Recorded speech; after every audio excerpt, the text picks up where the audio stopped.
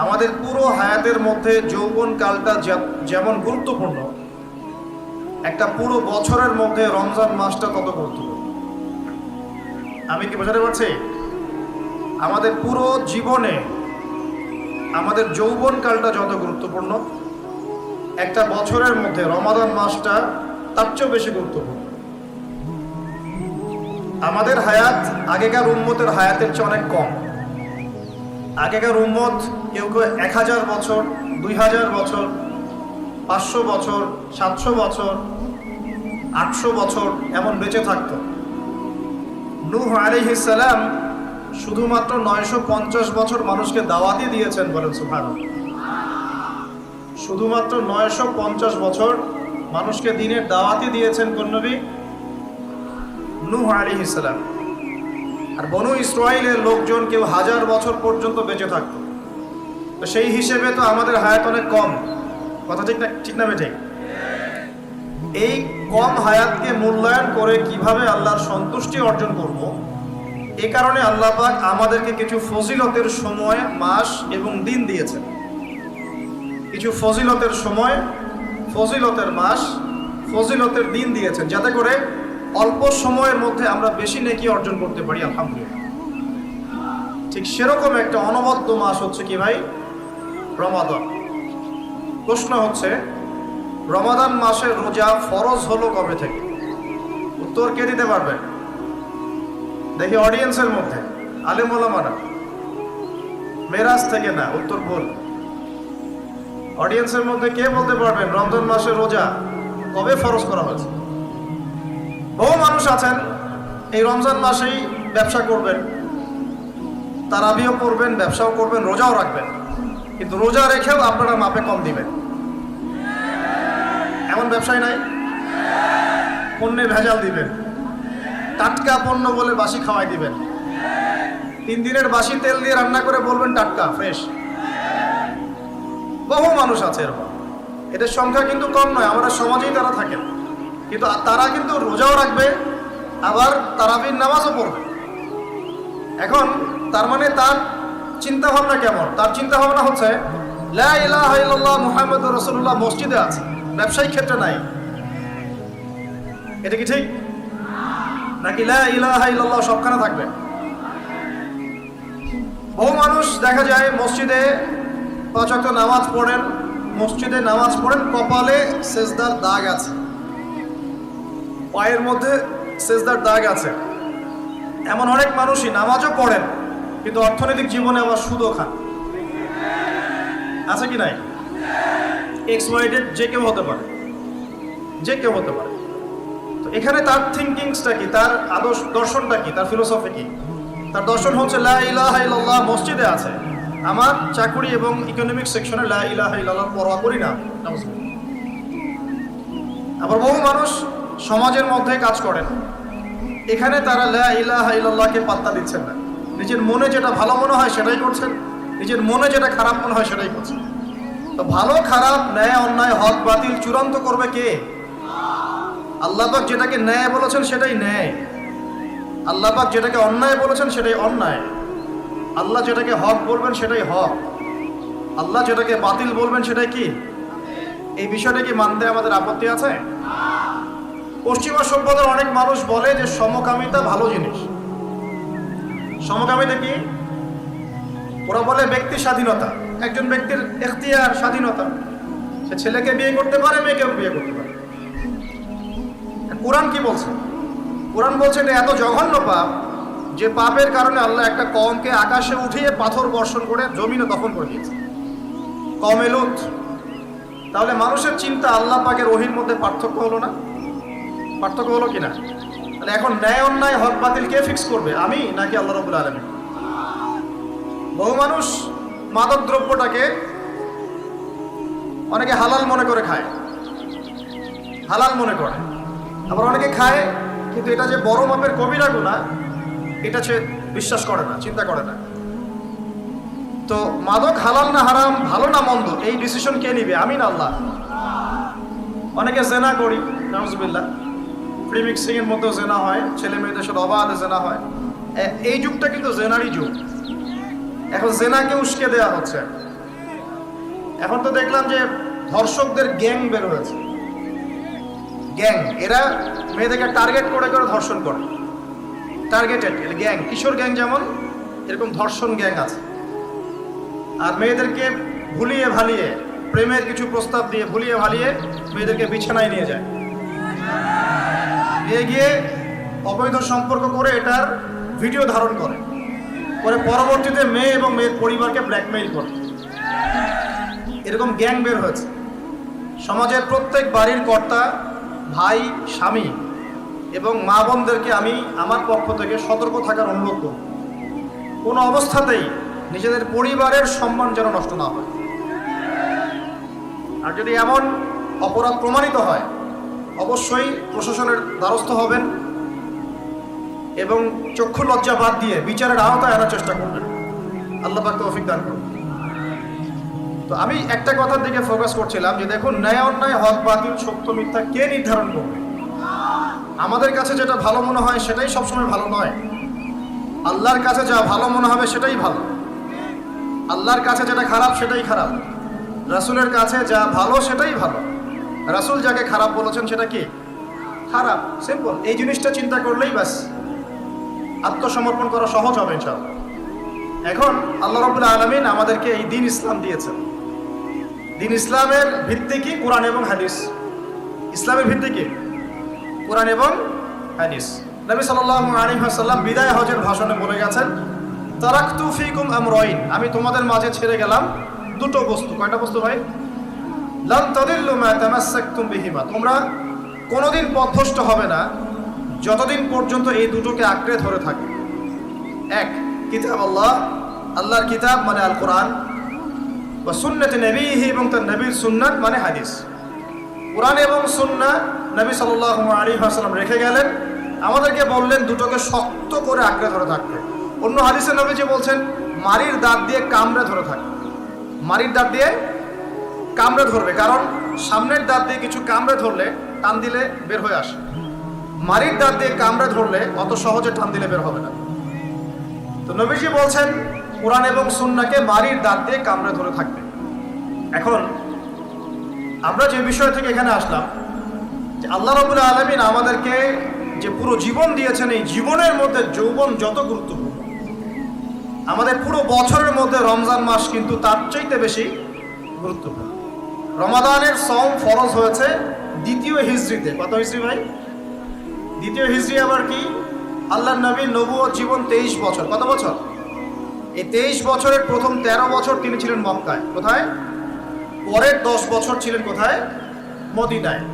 এই যে মদিনায় হিজরত করলেন তিনি, হিজরত মানে স্থানান্তরিত হলেন, এই হিজরতের প্রথম বছরটাকে বলা হয় প্রথম হিজরি, হিজরতের দ্বিতীয় বছরটাকে বলা হয় দ্বিতীয় হিজরি। এই দ্বিতীয় হিজরিতে আল্লাহ রাব্বুল আলামিন রমজান মাসের রোজাটা ফরজ করেছেন। তার আগে কি ফরজ ছিল তাহলে? তার আগে ফরজ ছিল আশুরা রোজা। কিসের রোজা? আশুরা রোজার নাম শুনেছেন তো? কোনটা?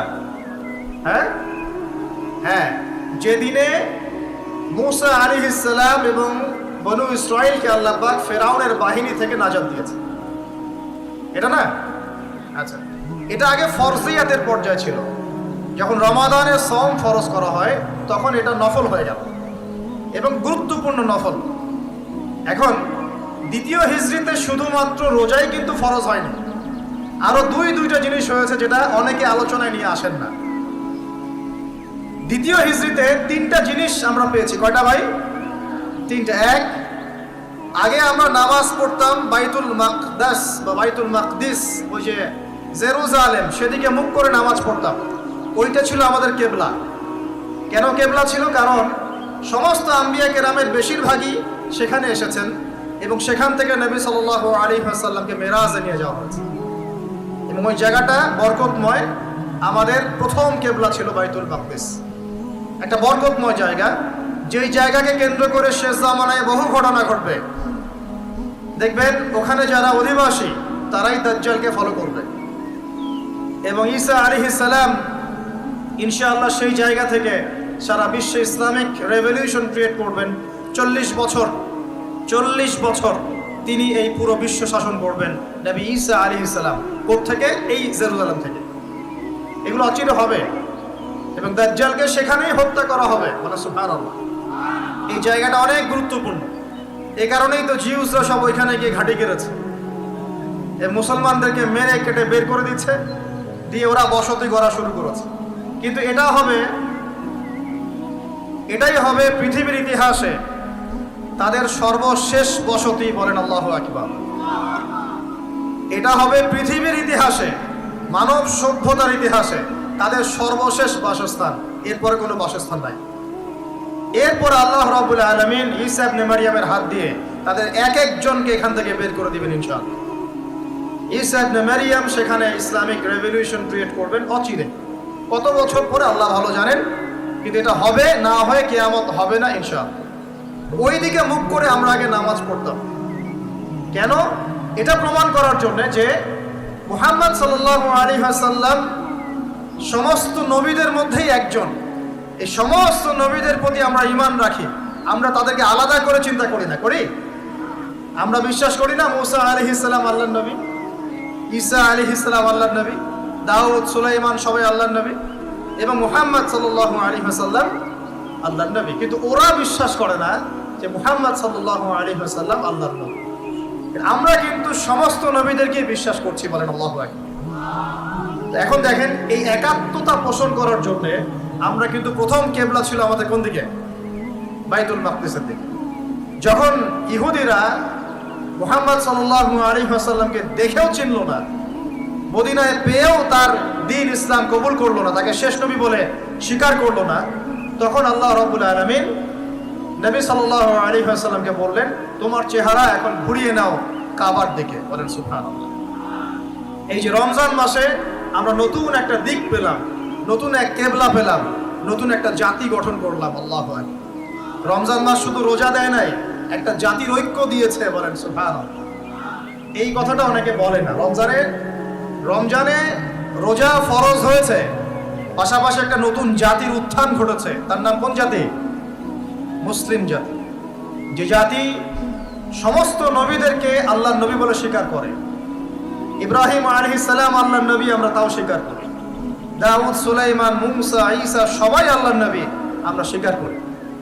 তাওরাত, জাবুর, ইনজিল সমস্ত কিতাব আল্লাহ নাজিল করেছেন, আমরা স্বীকার করি।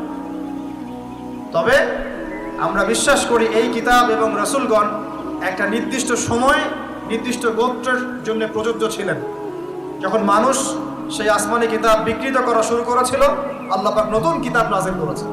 এরই ধারাবাহিকতায় আল্লাহ পাক সর্বশেষ নবী মুহাম্মদুর রাসূলুল্লাহ সাল্লাল্লাহু আলাইহি ওয়াসাল্লামকে শেষ নবী করেছেন, যার পরে আর কোনো নবী নাই। এবং তার কাছে নাজিল করেছেন আল কোরআন। এই কোরআনের পরেও কোনো কিতাব নাই।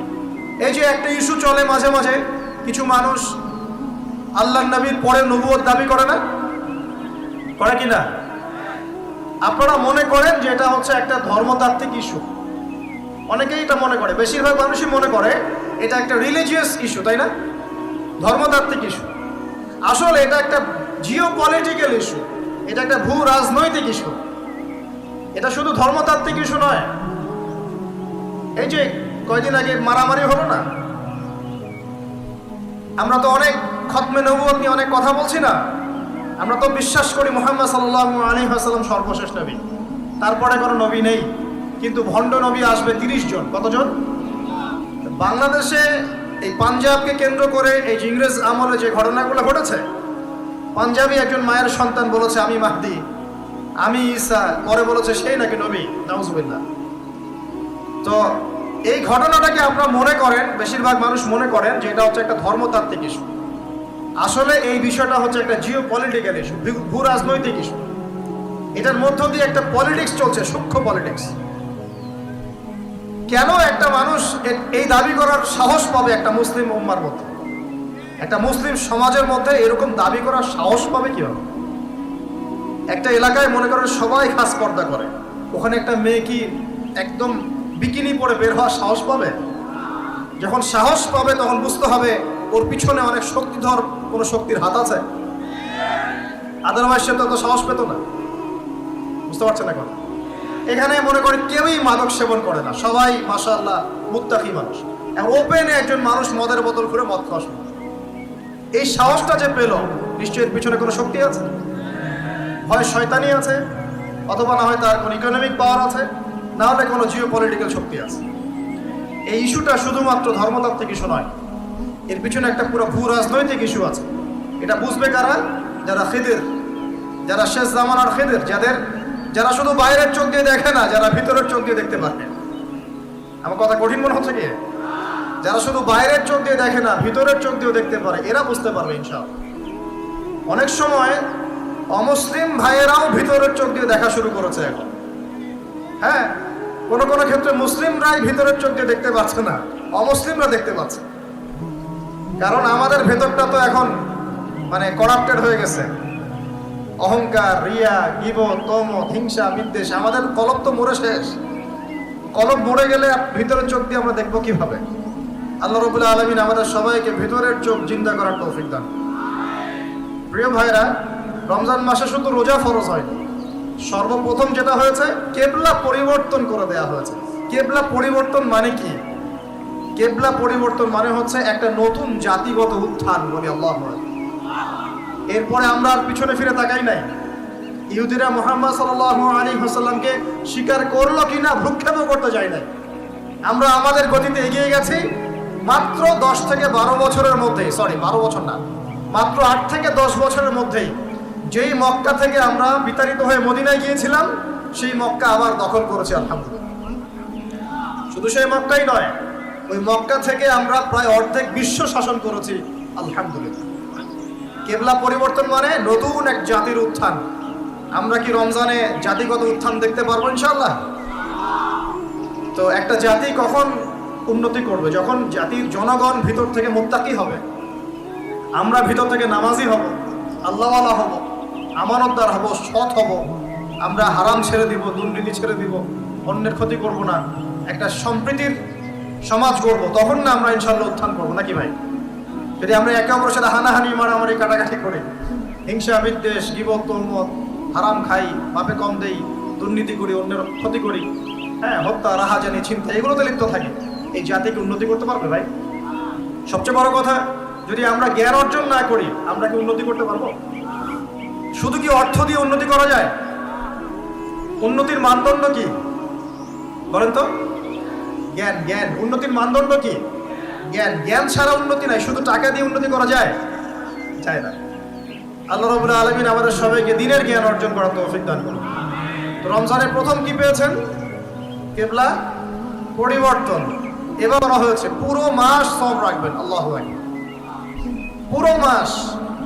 এবং এই মাসে আল্লাহ রাব্বুল আলামিন আরেকটা জিনিস মুসলিমদেরকে দিয়েছিলেন, সেটা হলো, খুব খেয়াল করে দেখবেন, এই যে কোরআন খুলবেন, দেখবেন পরপর 3 পৃষ্ঠায় 3টা আয়াত আছে, ব্যাক টু ব্যাক 3 পৃষ্ঠায় 3টা আয়াত। একটা, কুতিবা আলাইকুমুল কিসাস, তোমাদের উপর কিসাসকে ফরজ করা হলো। কিসাস কি? ওই যে কেউ হত্যা করলে ইসলামিক কোর্ট তাকে হত্যা করবে, কেউ কারো চোখ তুলে ফেলেছে, ইসলামিক কোর্ট তারও চোখ তুলে ফেলবে, কেউ কারো হাত কেটেছে, ইসলামিক কোর্ট তারও হাত কেটে ফেলবে। মানে চোখের বদলে চোখ, হাতের বদলে হাত, জানের বদলে জান, এটাকে বলা হয় কি? কিসাস। দেখবেন কোরআনে সূরা বাকারায় পরপর 3 পৃষ্ঠায় 3টা কুতিবা আলাইকুম আছে। 3 পৃষ্ঠায় 3টা কুতিবা আলাইকুম মানে ফরজ করা হলো। এক, কুতিবা আলাইকুমুল কিসাস, তোমাদের উপর কিসাসকে ফরজ করা হলো। আর আল্লাহ পাক বলছেন, তোমরা যদি এই কিসাসটা করতে থাকো, এর মধ্যে জীবন নিহিত আছে, তোমরা বুঝতে পারছো না। কারণ একজন খুনি মানুষকে আপনি যদি এক্সেস দেন সমাজে চলার, ও আরো 10টা খুন করবে কিনা? যখন ওকে বিচারের আওতায় নিয়ে আসবেন, দেখবেন সব ঠান্ডা হয়ে গেছে। অতএব কিসাসের মধ্যে কি আছে? জীবন আছে, জীবন আছে এর মধ্যে। তারপরের পৃষ্ঠায় গিয়ে দেখবেন কুতিবা আলাইকুমুস সিয়াম, তোমাদের উপর রমজান মাসে রোজাকে ফরজ করা হবে। কামা কুতিবা আলাল্লাযীনা মিন ক্বাবলিকুম, যেমন করে তোমাদের পূর্ববর্তীদের উপরেও রোজাকে ফরজ করা হয়েছিল, লাআল্লাকুম তাত্তাকুন, যাতে তোমরা মুত্তাকি হতে পারো। রমজানের সওমের উদ্দেশ্য কি তাহলে? মুত্তাকি হওয়া, আল্লাহ ভীরুতা অর্জন করতে পারো, এটা উদ্দেশ্য। ঠিক তার পরের পৃষ্ঠায় গিয়ে দেখবেন কুতিবা আলাইকুমুল কিতাল আছে, তোমাদের উপরে যুদ্ধকে ফরজ করা হয়েছে, এটাও আছে। ঠিক এই কারণেই রমজান মাসে বদরের যুদ্ধ সংঘটিত হয়েছে। আল্লাহু আকবার। এই যে দ্বিতীয় হিজরির কথা বলছি, এই দ্বিতীয় হিজরিতেই কেবলা চেঞ্জ করা হয়েছে, দ্বিতীয় হিজরিতেই রমজানের সওম ফরজ করা হয়েছে, দ্বিতীয় হিজরিতেই বদরের যুদ্ধও হয়েছে। সুবহানাল্লাহ। তিনটার মধ্যে মিল পাচ্ছেন? এই তিনটাই কোরআনের পরপর 3 পৃষ্ঠা আছে। কুতিবা আলাইকুমুল কিসাস, কুতিবা আলাইকুমুস সিয়াম, কুতিবা আলাইকুমুল কিতাল। এটার মধ্যে একটা মিল আছে না?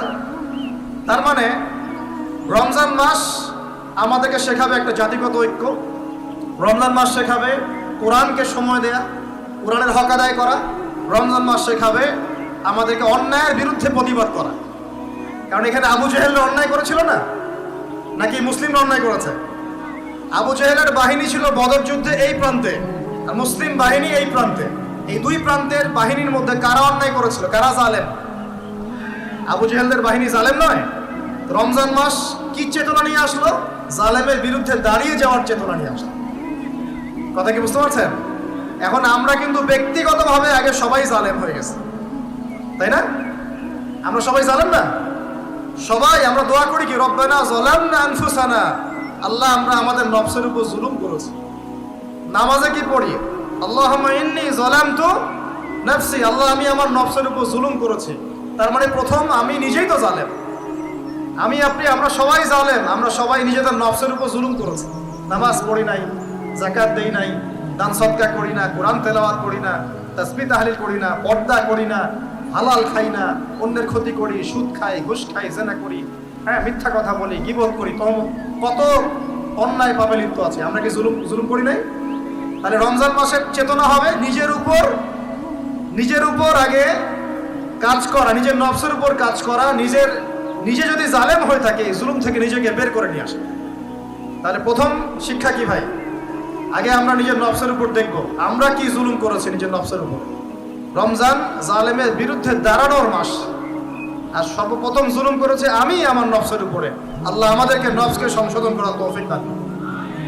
এরপর দেখব পরিবারে জুলুম আছে কিনা, পরিবারে আল্লাহ এবং রাসূলের বিধানের এগেইনস্টে আমরা কেউ চলি কিনা।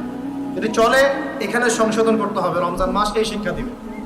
এরপর দেখবো আমার সেক্টর, আমি যেখানে কাজ করি, আমার সমাজ, আমার সংগঠন, আমার অমুক, আমার তমুক, এখানে জুলুম আছে কিনা। এখানে জুলুম থাকে রমজান মাসে, এই জুলুমের এগেইনস্টে আমাকে দাঁড়াতে হবে। এভাবে আস্তে আস্তে যত বড় পর্যায়ে যাবেন, রমজান তত বড় শিক্ষা দিবে ইনশাআল্লাহ।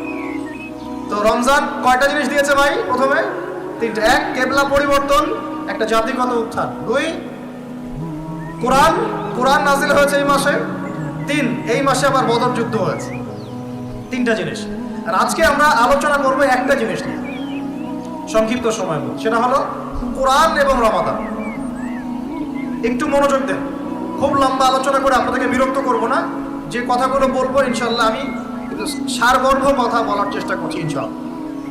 দেখুন, আমরা একটু এবার চলে যাবো সূরা কদর। সূরা কদরে কোন সূরা ভাই? আল্লাহ পাক বলেন ইন্না আনজালনাহু ফি লাইলাতিল কদর, নিঃসন্দেহে আমি কোরআনকে নাজিল করেছি কদরের রাতে। কোন রাতে? ওয়া মা আদরাকা মা লাইলাতুল কদর। হে নবী মুহাম্মদ সাল্লাল্লাহু আলাইহি ওয়াসাল্লাম, আপনি কি জানেন কদরের রাত কি? লাইলাতুল কদরি খায়রুম মিন আলফি শাহর। আল্লাহ পাক বলেন কদরের রাত হচ্ছে 1000 মাসের চাইতে উত্তম। সুবহানাল্লাহ। তানাজ্জালুল মালায়েকাতু ওয়ার রূহ, এই রাতে নাজিল হয়, অবতীর্ণ হন ফেরেশতা মণ্ডলী, আসমান থেকে সমস্ত ফেরেশতারা নেমে আসে। ওয়ার রূহ, এবং জিবরাইল আলাইহিস সালামও নেমে আসে। তানাজ্জালুল মালায়েকাতু ওয়ার রূহু ফিহা বিইذনি রাব্বিহিম মিন কুল্লি আমর। এই রাতে আল্লাহ পাক তাকদীরের ফয়সালা করেন প্রত্যেকটা বিষয়ে। সালামুন হিয়া হাত্তা মাতলাইল ফজর, এবং ফজর পর্যন্ত এই রাতে শান্তি বিরাজ করে। শান্তি, শান্তি আর শান্তি। সুবহানাল্লাহ। এই রাতে যে ইবাদত করবে 1000 মাস ইবাদত করার নেকি পাবে। কেন এই রাতটা কেন ইম্পর্টেন্ট? একটাই কারণ, এই রাতে আল্লাহ পাক কোরআন নাজিল করেছেন। কি নাজিল করেছেন? কোরআন। এখন আসেন একটু মনোযোগ ধরে রাখেন। আল্লাহ পাক কোরআন নাজিল করেছেন লাইলাতুল কদরে। আর লাইলাতুল কদর কোন মাসে? শাবানে, রজবে না রমজানে? আবার বলছি, আল্লাহ বলছেন আমি কোরআন নাজিল করেছি লাইলাতুল কদরে। লাইলাতুল কদর কি শাবানে, রজবে না রমজানে? তার মানে লাইলাতুল কদর রমজানে। রমজানের কোথায়? রমজানের শেষ দশকে। রমজানের শেষ দশকে 21, 23, 25, 27, 29 এই 5টা বেজর রাতের যে কোনো একটা রাত হবে কি? লাইলাতুল কদর। তার মানে আমরা বুঝতে পারলাম কোরআন নাজিল হয়েছে লাইলাতুল কদরে, লাইলাতুল কদর হচ্ছে রমজান মাসে, অর্থাৎ কোরআন নাজিল হয়েছে রমজান মাসে। ঠিক আল্লাহ পাক সূরা বাকারায় বলছেন শাহরু রমাদানাল্লাযী উনজিলা ফীহিল কুরআন। রমজান সেই মাস যেই মাসে শুধু কেবলাই পরিবর্তন হয়নি, শুধু বদরের যুদ্ধই করা হয়নি, রমজান মাসে কোরআনও নাজিল হয়েছে। আল্লাহু আকবার।